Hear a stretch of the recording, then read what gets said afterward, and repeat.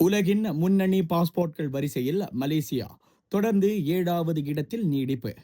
ஹேன்லி passport குறியீடு 2026 அனைத்துலக விமான போக்குவரத்து சங்கம் வெளியிட்ட புதிய அறிக்கையின்படி உலகின் மிகவும் சக்தி வாய்ந்த பாஸ்போர்ட்களின் பட்டியலில் மலேசியா 7வது இடத்தை வலுவாக தக்க வைத்துக் கொண்டுள்ளது.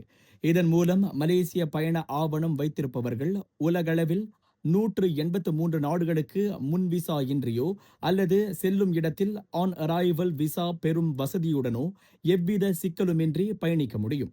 தென்கிழக்காசிய பகுதியில் 192 நாடுகளின் நுழைவு அனுமதியுடன் சிங்கப்பூர் முதலிடத்தை பிடித்துள்ள நிலையில் மலேசியா பிராந்திய அளவில் 2வது இடத்தை வகிக்கிறது.